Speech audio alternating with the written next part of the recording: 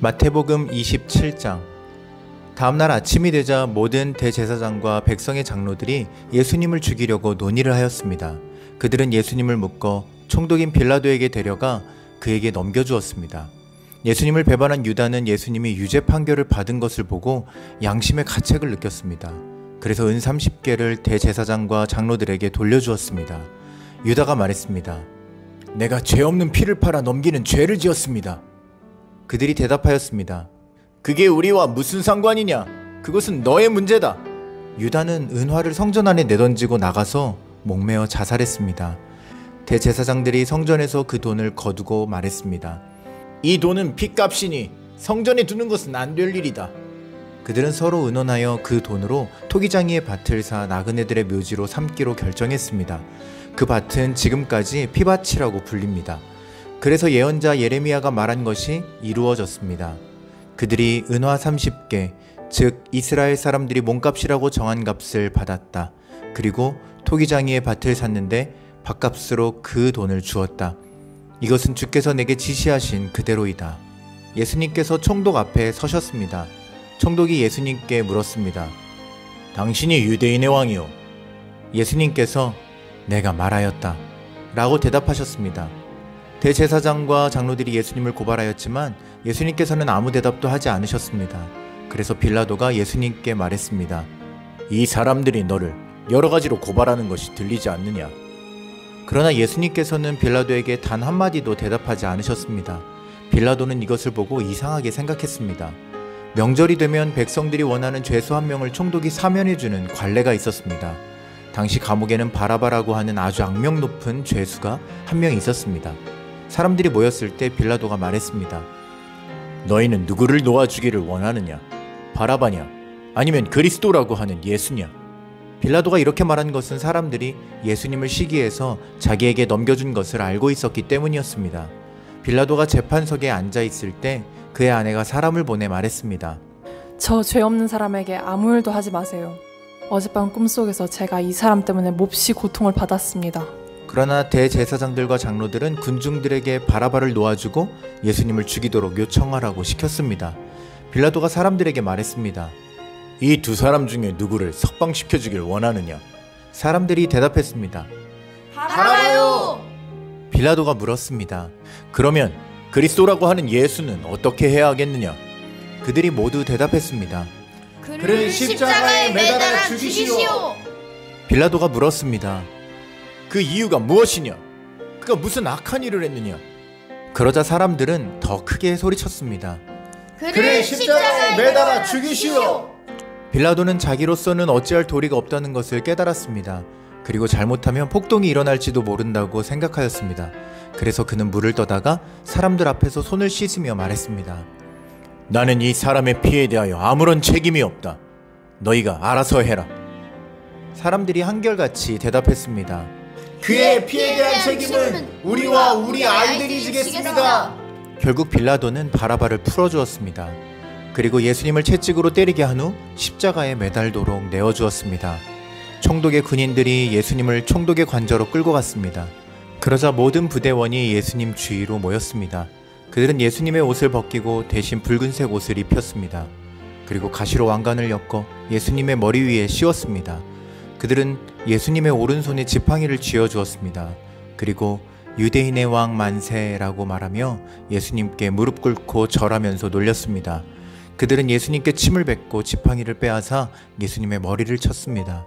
예수님을 실컷 조롱한 후에 붉은색 옷을 벗기고 원래의 옷으로 다시 입혔습니다. 그리고 예수님을 십자가에 매달아 죽이려고 끌고 갔습니다. 군인들이 나가다가 구레네 출신의 시몬이라는 사람을 만났습니다.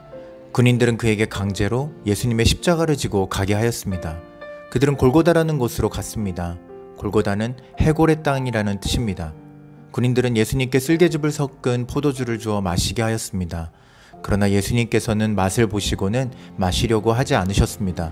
군인들이 예수님을 십자가에 못 박고 제비를 뽑아 예수님의 옷을 나누어 가졌습니다. 그리고 거기에 앉아서 예수님을 계속 지켜보았습니다. 그들은 예수님의 머리 위에 이 사람은 유대인의 왕 예수다 라고 쓴 죄패를 걸어 놓았습니다. 그때 두 강도가 예수님과 함께 십자가에 못 박혔습니다. 한 사람은 오른쪽에 다른 한 사람은 왼쪽에 매달렸습니다. 지나가던 사람들이 고개를 저으면서 예수님께 욕을 하였습니다. 성전을 헐고 3일 만에 다시 세운다는 사람아, 내 자신이나 구원하여라.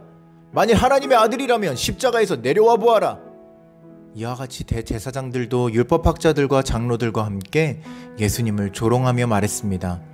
이 사람이 다른 사람들은 구하면서 자기 자신은 구하지 못하는구나. 그는 이스라엘의 왕이니 지금 십자가에서 내려오라지. 그러면 우리가 그를 믿겠다. 그가 하나님을 믿는다는데 하나님께서 원하신다면 그를 당장 구원해 주시라고 그래라.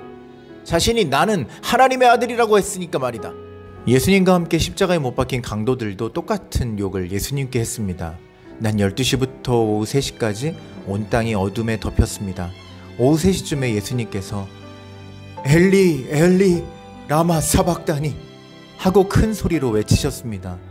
이 말은 나의 하나님 나의 하나님 어찌하여 나를 버리셨습니까? 라는 뜻입니다. 거기 서 있던 사람들이 이 말을 듣고 말했습니다. 이 사람이 엘리야를 부른다. 그러자 얼른 한 사람이 뛰어가서 해면을 가져다 신포도주를 적셨습니다.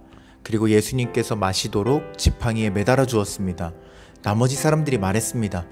가만 놔두어라. 엘리야가 그를 구원하러 오나 보자. 다시 예수님께서 큰 소리로 외치셨습니다.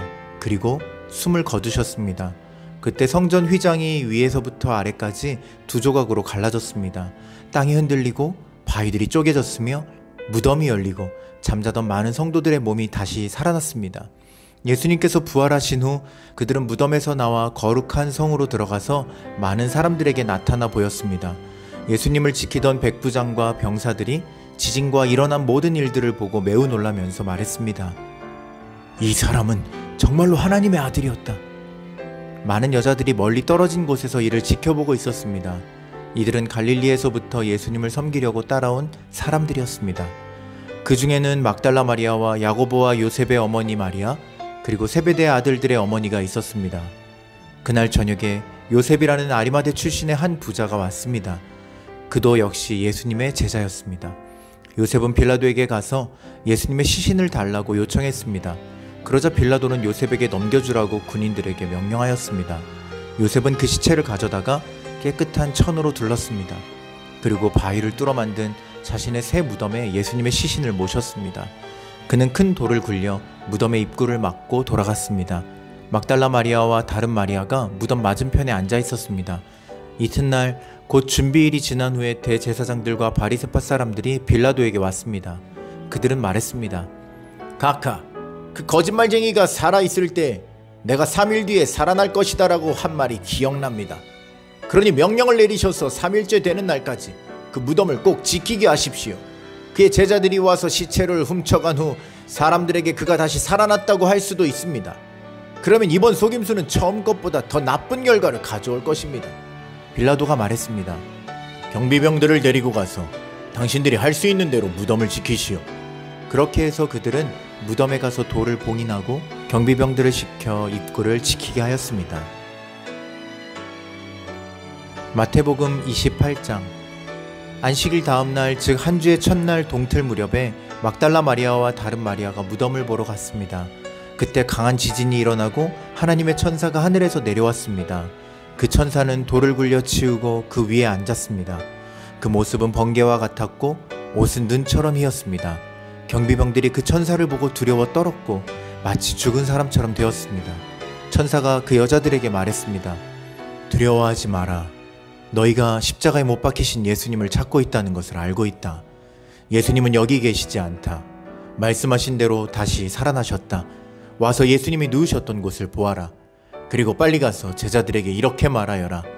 예수님께서 죽음에서 다시 살아나셨습니다. 그리고 먼저 갈릴리로 가셨습니다. 거기서 예수님을 뵐 수 있을 것입니다. 보아라. 이것이 내가 너희에게 전할 말이다. 여자들은 재빨리 무덤을 떠났습니다. 그들은 두려우면서도 매우 기뻤습니다. 그들은 제자들에게 이 소식을 전해주려고 달려갔습니다. 그때 갑자기 예수님께서 여자들에게 나타나셔서 말씀하셨습니다. 잘 있었느냐? 여자들은 예수님께 다가가서 그분의 발을 붙잡고 절했습니다. 그러자 예수님께서 말씀하셨습니다. 두려워하지 마라. 가서 내 형제들에게 갈릴리로 가라고 말하여라. 거기서 그들이 나를 볼 것이다. 여자들이 가고 있는 동안 몇몇 경비병들도 성으로 들어가 대제사장들에게 일어난 모든 것을 말하였습니다. 대제사장들은 장로들과 함께 모여 의논하였습니다. 이들은 경비병들에게 많은 돈을 주었습니다. 그리고 사람들에게는 밤에 예수의 제자들이 찾아와 우리가 잠든 사이에 그 시체를 훔쳐갔다고 말하여라. 만일 이 이야기가 총독의 귀에 들어가더라도 우리가 잘 말해서 너희들을 구해주겠다 라고 말했습니다. 돈을 받은 경비병들은 그들이 시킨 대로 했습니다. 그래서 이런 소문이 유대인들 사이에 널리 퍼지게 되었고 오늘날까지 그렇게들 알고 있습니다.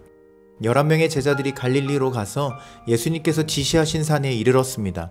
그들은 예수님을 뵙고 절을 했습니다. 그러나 몇 명은 의심하기도 했습니다. 예수님께서 오셔서 말씀하셨습니다. 하늘과 땅의 모든 권세가 내게 주어졌다. 그러므로 너희는 가서 모든 민족을 제자로 삼아라. 아버지와 아들과 성령의 이름으로 세례를 주어라. 내가 너희에게 말한 모든 것을 지키도록 가르쳐라. 보아라, 내가 너희와 세상 끝날까지 항상 함께 있겠다. 아멘.